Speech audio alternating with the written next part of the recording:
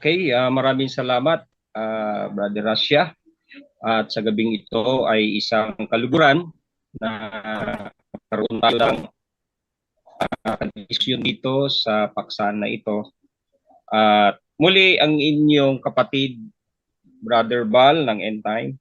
Dito po sa presentation natin, bibigay po tayo ng mga puntusan bilang mga ebidensya natin, na sa Genesis kasi nagsimula ito, na kung saan sa Genesis chapter 3 na binabanggit natin, noon nagsimula ang lahat ng ito. So dito po sa presentation natin, bibigay po tayo ng mga mga pahayag na bakit sinumpa ng Diyos ang reproductive system ni Eva. Di ba? Kasi bago ipinanganak si Cain at saka si Abel, bago nagkakilala si Adan, yan muna ang ating bibigyan ng pansin. Bakit sinumpa ng Diyos ang reproductive system ni Eva? Dahil sa kanyang kasalanan, sa pagkakasala nila na yung pagkain ng prutas na ito, ng bunga na ipinagbabawal ng pagkaalam na mabuti at masama. At may alam natin sa Biblia, dapat kung ano yung nagkasala, yun ang parurusahan. Di ba? Ganun naman talaga sa atin eh.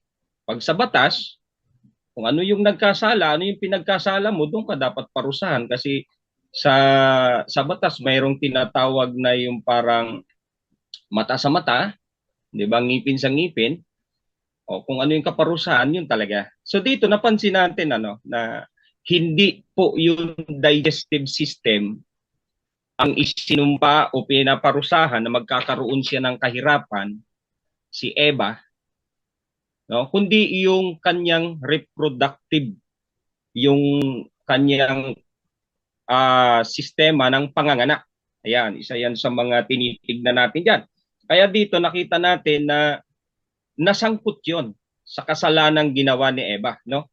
Kaya dito napapansin natin na nagiging malinaw ito, na alam natin kung ano ang reproductive system ng babae, yung kanyang ginatawag nating sinapupunan, di ba? Kung saan nagkakaroon ng bata. Di ba? Katulad ng ating kamay, pag yung kamay natin ang nagasgasan, binibendahan natin. Di ba? Ganon din naman sa Genesis, sa Eden eh. O kung yung bibig ang nagkasala dahil sa salitang pagkain ng prutas o bunga, dapat yun ang dapat tinarget ng Diyos. Dito, mapapansin pa natin mga kapatid na hindi talaga yung bibig, ang nagkaroon ng problema dito dahil hindi yun ang nagkaroon ng kahirapan. Mapapansin natin na sinabi pa rito ni Eva, nasabi ni Eva, niloko ako ng ahas. Niloko siya ng ahas at kumain siya. Alam niyo mga kapatid, yun ang nangyari diyan eh. Niloko siya ng ahas, dinaya siya, at alam natin, sabi niya, the serpent beguiled me. Siyempre, pag lulukuhin ka, hindi niya paalam sa'yo na lulukuhin ka niya, di ba? Hindi niya papaalam yon. Kaya dito, mapapansin natin mga kapatid na nalinlang siya rito. At nalinlang siya, yan yung ating nababasa, na nalinlang siya ng isang bagay. Tignan natin muna yung spiritual dito para makapunta tayo sa literal na binhi. Sa spiritual mga kapatid, mapapansin natin sa unang Korinto 11, 2:3. Ganito ang mababasa natin sa Korinto, di ba?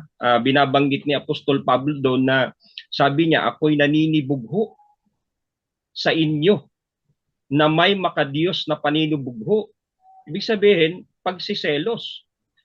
Sabi ni Apostol Pablo, bakit mga kapatid? Sapagkat sabi niya rito, sapagkat kayo ay inihaharap tayo ni Apostol Pablo bilang asawa.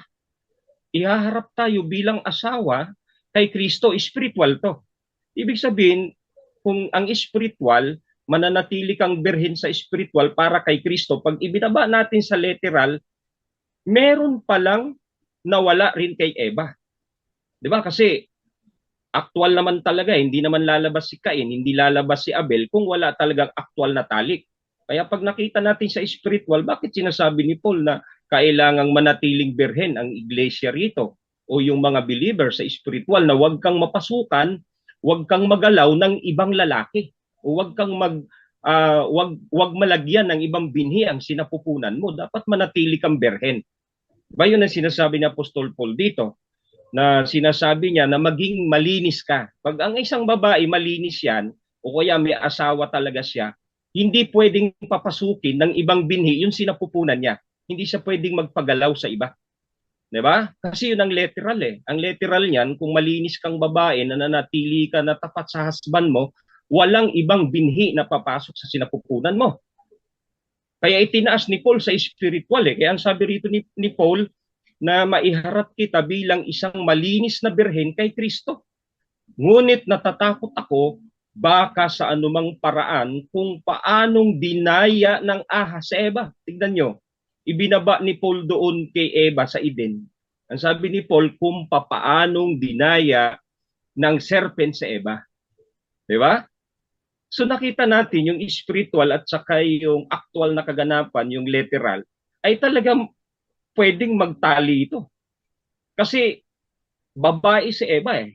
Nadaya talaga siya, nalinlang siya rito. No? At sabi ni Paul, dapat ganun din daw na manatiling birhen ang iglesia, na huwag may mga gumalaw sa'yo. O kaya pasukan ka ng ibang binhi rito.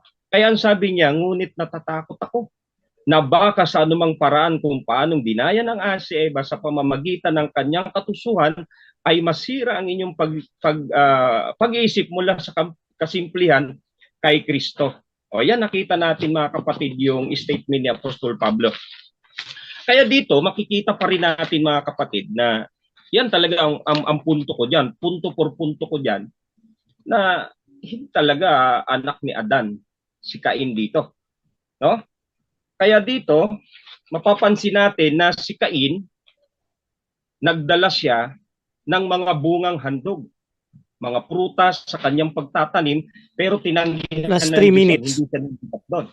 Samantalang si Abel, nilingap siya ng Diyos, nagdala siya ng tinatawag na bunga, no, mula sa kanyang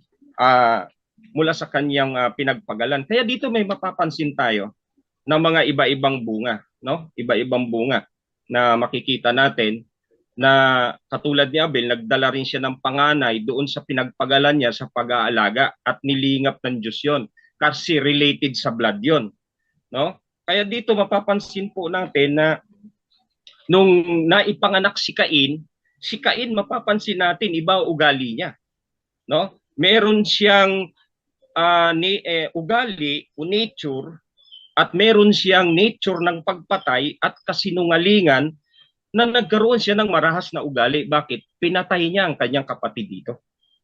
Kaya mababasa natin yan sa Genesis chapter 4 verse 8-9 na yung ugali ni Cain at ugali ng kanyang ipinakita na naging marahas siya sa kanyang kapatid, yan ay hindi ugali ni Adan.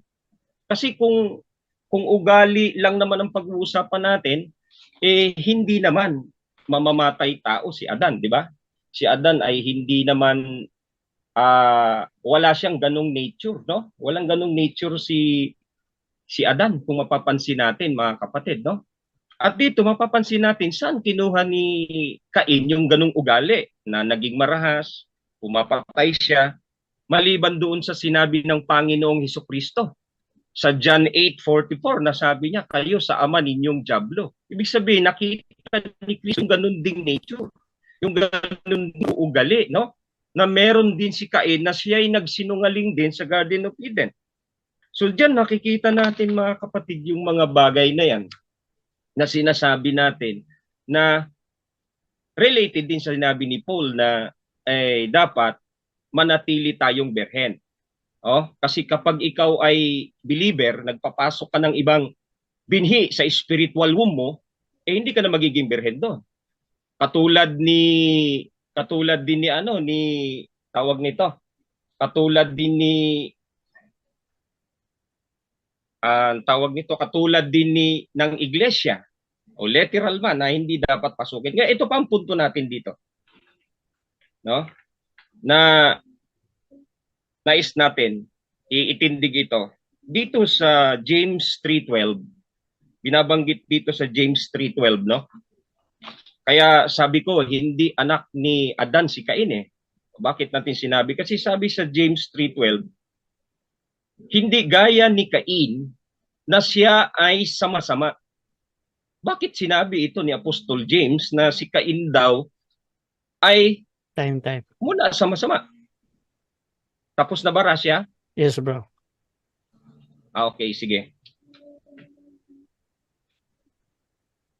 Okay, so dyan natatapos ang unang pahayag ni Pastor Val ng End Time Church at dako tayo sa 7 minutes na pagtatanong ng ating negative. Brother Yesumar ng Catholic, your time start now, bro. Yes, maraming salamat Bro Rush at maraming salamat Pastor Valero. So, nabanggit mo Pastor no na by the way pala Pastor no, ano lang muna to no, tawag dito, premise lang to na katanungan Pastor no, kung sangayon ka ba dito ayon sa Biblia no, oo hindi lang naman to Pastor, kung sangayon ka ba dito Pastor no ayon sa Biblia sa Kawikaan 3:5 no, na sabi ng Biblia, huwag kang manalig sa iyong sariling karunungan. Sangayon ka dito, Pastor, o hindi ka sangayon? Dahil Biblia yan, yes, sangayon ako, nakasulat yan at nababasa. Yes, sangayon ako dyan. Ayun, yun lang naman ang confirmation, Pastor. Maraming salamat sa pagsangayon, Pastor. Yes. So, dito, Pastor, nabanggit mo, no, kanina lang, nabanggit mo na hindi anak ni Adan si Cain. Nabanggit mo ito kaganina, no, na hindi anak ni Adan si Cain. So, mayroon akong babasahin, Pastor, na isang isa pong dictionary, Bible dictionary, no, na ang sabi dito, Pastor, ay ganito, no, makikita mo naman dyan sa screen mo, no, the first Adam, the first human being, the father of humanity. Then dito sa baba, Adam's with Eve was created from his rib. Eve bore Adam's children, Cain, Abel, Seth, and others who are unnamed in the scripture. So kasama si Cain na sinabi ng mga scholar na anak ni Adan. So meron ka bang makikita, may papakita sa amin, Pastor, na si Cain ay hindi anak ni Adan na sabi ng mga scholar? Meron o wala? Okay. Wala akong maipapakita sa iyo ayon sa sinabi ng scholar, pero meron sa Bible. Kasi yung binasa ko kanina, na ayon sa Biblia, dito sa James na binabasa natin sa 3:12, si Cain ay mula sa masama. So kung titignan natin, si Adan ay anak ng Diyos. Hindi naman masama si Adan. Next question. So hindi masama si Adan. Paano? Okay. Sige, thank Next you, question. sir. Thank you, moderator. Okay, nagsasabi ka ba ng totoo, Pastor, na sinabi ni James na si Cain hindi anak ni Adan? Sinabi ni Santiago na si Cain hindi anak ni Adan? Kasi sabi mo, mababasa sa Bible sa James eh. Sinabi ba sa James 3:12 na si Cain hindi anak ni Adan? Sinabi o hindi sinabi? No, letra por letra hindi sinabi. Pero pag binasa natin, bakit sinabi ni Apostol James na si Cain mula sa masama? Titignan natin sa Eden, masama ba si Adan? Hindi. Bakit si Adan ay anak ng Diyos at larawan ng Diyos? So dito pa lang makikita natin saan galing to si Cain. Hindi naman masama si Adan. Larawan nga siya ng Diyos eh. Ayon sa wangis. Okay. By all honesty, Pastor, sa iyong pagbabasa sa Bible, by all honesty, Pastor, ano ang sinabi sa Biblia, Pastor? Si Cain anak ni Adan or si Cain hindi anak ni Adan? Alin sa dalawa? Yes. Dito sa James na binasa, kababasa ko pa lang, malinaw dito. Objection, Mr. Moderator. Time stop muna.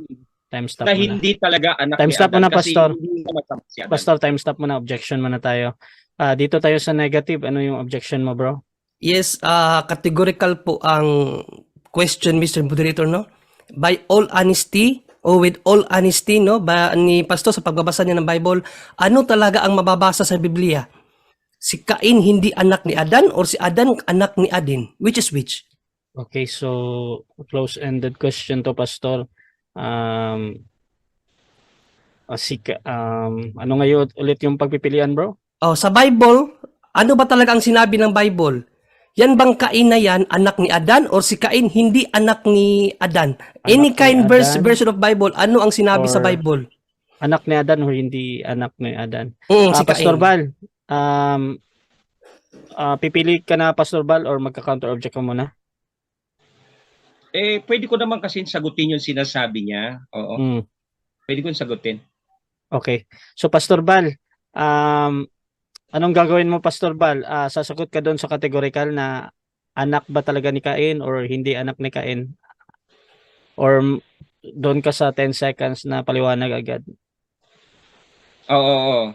Kasi categorical kasi yung tanong niya ayon sa James 3:12. Actually, yung tanong niya hindi naman talaga mababasa sa James 3:12 yan. Kaya hindi ko pwedeng isingit yung Objection direktang again, Okay, Mr. okay, Moderator. okay. Wait lang. Ako muna. Dito, Pastor Bal, sa objection kasi kanina, Pastor Bal, pinapipili ka niya anak ni Cain or hindi anak ni Cain. Ngayon, kung hindi ka makapili doon, Pastor Bal, bibigyan kita ng 10 segundo kung gusto mong mapaliwanag agad or in the next question mo na lang. So, Okay, anong sige, gagawin wala mo, sa Pastor? option ang sagot ko ayon sa tanong Sige, niya. 10 seconds na lang, Pastor. Paliwanag mo, Pastor. Okay, bakit wala sa option ang sagot natin? Kasi ang tinatanong po ng negative side, kung anak ba daw ni Adan mababasa? Hindi, kasi nga ang Next nakalagay question. sa John 3:12, Okay, Next anak question. Salamat. mula sa masama. Okay, sinabi mo na hindi mababasa na siya ni anak ni Cain. Babasahin ko ngayon as a premise. Anak ni Adan.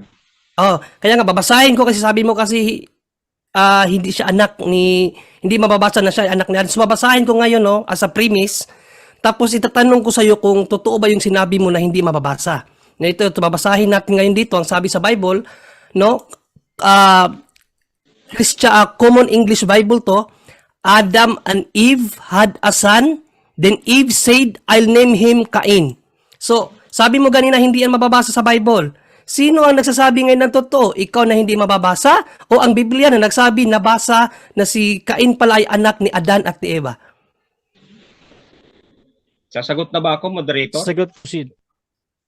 Yes, ako ang nagsasabi ng totoo. Kung ang tanong mo kung sino nagsasabi ng tao. Siyempre ako kasi nakabatay ito sa Biblia. Mamaya babasahin ko sa iyo. Nawala sa talaan ng lahi si Cain. Nakabukod ang lahi niya samantalang binabanggit ang lahat ng lahi ni Adan. O pwede kong basahin mamaya sa iyo yan. Mababasa naman natin sa Lucas yan na kung talagang anak ni Adan yan, bakit hindi kasama sa talaang kanan? Next question. Sa Biblia din yan. Next question. Okay, next question. Okay, Pastor, nakalagay dyan sa screen, Pastor. Pinakita ko na sabi dito, Adam and Eve had a son. Then Eve said, I'll name him Cain because I got him with the help of the Lord. Sinabi dito, si Cain ay anak ni Adan and Eve. So saan yung papatunay mo na siya ay hindi anak ni Adan according to the Bible? Dito sa akin nabasa, nakita dyan sa screen, Adam and Eve had a son. Then Eve said, I'll name him Cain. So saan sa Biblia mo mababasa yung sa iyo, Pastor? Yes, meron po tayong mababasa diyan sa Lucas na binabanggit ang talaang kanan, no? Na mula doon sa Objection, Mr. Moderator. Ng pababa Time stop. Time stop muna. Objection muna tayo ha. Negative, ano ulit yan? Yes, nagbigay kasi siya ng talata, Mr. Moderator, na mababasa do sa Lucas. So, i-confirm ko lang kung saan sa Lucas, Pastor, para mabasa natin dito, Mr. Moderator, saan sa Lucas. Okay, pwede mo namang i-click yung talaang kanan diyan sa Lucas eh. Mababasa mo diyan yung lahi, no? Mula kay Jesus hanggang pababa kay Adan. Hindi binanggit si Cain doon. Wait lang, Pastor ha. Ganito muna. Ang objection ni Bro John Real, actually hindi yan objection bro, kundi clarification doon sa Lucas ba kung saan ba daw yung eksaktong verse. Sa Lucas. Pero Bro John Real, yes, bro. Kung hindi ika-confirm yan ni Bro Valer, kung patuloy pa din siya, is tinatanggap ko na valid yung sagot niya doon sa Lucas kung anong talata. So Bro Pastor Valer, ika-confirm mo ba anong eksaktong talata sa Lucas? Oo, ibibigay ko na lang mamaya. Okay, mamaya. So, since na-interrupt ka dun, Pastor, wait lang bro. Bigyan kita ng 20 seconds ulit sa pagsagot, Pastor ha. Doon sa Lucas na merong mababasa. So, pasok ka, Pastor. 20 seconds. Proceed. Okay, oo. So, doon po nga sa talaang kanan, kasi dalawa yan eh. Meron din sa Jude 14 at meron din sa Lucas na mababasa natin doon mula sa lahi kay Jesus hanggang kay Adan. Mapapansin natin na hindi talaga binanggit si Cain. O pwede ka ba namang magiging anak ni Adan tapos hindi ka babanggitin sa lahi? Di ba? Next question. Nasa talaang kanan ka. Okay, Last 1 minute. Okay, so dahil hindi siya anak ni Adan, Pastor, sino ang nag-anak kay Cain? Ayan. Sasagot na ba ako, moderator? Proceed. Okay. Ang tanong niya kung sino ang nag-anak kay Cain. So ang nag-anak sa kanya, yung mother niya, si Eva. Pero kung mapapansin natin, kung talagang anak ni Adan yan, bakit hindi niya nakuha yung nature ng kanyang tatay? Objection, Mr. Moderator. Time stop. Another objection. Yeah, hindi ako Negative na yan. Yes, hindi ako nagtanong ng nature. Nagtanong ako kung sino yung ama, no? Yes, si Eve, given na po si Eve. Pero sino yung naging ama ni Adan? Hindi naman pwede ianak si Cain na walang ama. So, sino yung naging ama niya kung hindi si Adan? Okay. Yun ang tanong ko, sinong ama ni Cain kung hindi si Adan? Okay, so ang objection mo, Bro John Rail, patungkol dun sa pagpapaliwanag ni Brother Pastor Bal, no? Yes. Pastor Bal, meron kang counter objection doon or hahatol na ako? Eh, ang tanong niya kasi kung sino. Mm. Oo, sasagutin na lang natin. Okay. So Sino ang ako tanong magde-decide muna ako, ha. Base kasi sa nadinig ko din na sagot doon sa sino, meron naman akong nadinig doon na pangalan or name. Ngayon, kung tutol ka doon, Bro John Rail, or either correct or wrong, doon ka na lang sa time mo, bro, magpaliwanag kung bakit. Pero for now, bibigyan ko talaga ng time si Pastor Bal ulit na sagutin at valid naman yung answer niya kanina. So, Pastor Bal, sagot ka, Pastor Bal. Sino daw, Pastor Bal? Oo, ang tanong niya kasi kung sino. So hindi ko ituturo si Adan na tatay kasi hindi nga naman ni Cain. Ang ituturo ko doon yung hayop, yung serpent. Dahil ang sabi ni Eva, niloko ako ng serpente. No, yun ang talaga sabi ni Eva eh. Alam naman natin yon na yung sinabi ni Paul na dapat manatili kang birhen sa spiritual. Ganun din sa literal. Next question. Dahil siya, ang kaniyang ama ay serpente pala, so yun ay ahas, no? Animal. So tatanungin kita, Pastor, anong kain si Cain? Time. Oh. Okay, so dyan natatapos ang 7 minutes na running time natin. Anyone can claim the statement of the Bible because we can do a private interpretation. Kining ako mga kaigsunan nga gipabarog nga usa ka haligi nganong matuod ang simbahan tungod kay gitukod ni Kristo. Dili tungod sa pagkamabasa, dili tungod sa karakter, dili tungod sa ngan usara ang haligi nga kung gipabarog nganong nahimong tinuod ang simbahan Katoliko way laing rason tinukod sa atong Ginoong Hesus-Kristo. Talakayan to, hindi bara-bara. Katotohanan lang, walang palusot. Para sa mesa ng usapan, di kami nag-aaway. Puro talakayan, hindi banggayan ng patay malisay. Aral hinahimay, parang beats na nire-replay. Truth ang target namin, hindi hypo display. Bawat teksto sinisilip, context yan di pwedeng ipinipilit. Doctrine na solid, hindi fake, hindi boses ng Diyos, di namin gustong i-credit. Doktrina flow, hasal ng pag-iisip. Salita ng Diyos, yan ang aming inisip. Uhaw sa turo, kaya kami nagdidip. Sa talakayan, truth ang pinanghahawakan. Keep it! Doktrina flow, hindi ito laro. Pag-unaway tumatagos hanggang buto. Sa bawat linya, puso ang sumisigaw. Katotohanan lang, walang bawal, walang bawas raw. May tanong, sige lapag mo, let's go. Di kami takot sa debate na may respeto. Espiritu ang guide, parang beat na smooth ang tempo. Pag may liwanag, lahat ng shadow nagme-melo. Hindi kami nagmamarunong nag-aaral lang. Pag may gap sa mind, Diyos ang pumuno niyan. Ang Iglesia ng Diyos mula Espanya papuntang Pilipinas. Dapat malinaw yan. Hindi kompetisyon, hindi kami nagrarime para lang manalo. Puso ang puhunan, hindi bara-bara ang palo. Truth ang goal, yan ang tunay na trono. Doktrina flow, hasal ng pag-iisip. Salita ng Diyos, yan ang aming inisip. Uhaw sa turo, kaya kami nagdidip. Sa talakayan, truth ang pinanghahahakan. Keep it, doktrina flow, hanggang dulo go. Liwanag ang bit-bit, hindi ego. Sa doktrinal na usapang totoo. The pillar and foundation of the truth is the church, and the Catholic Church is the church founded by Jesus Christ. Then, asay inyong pilion.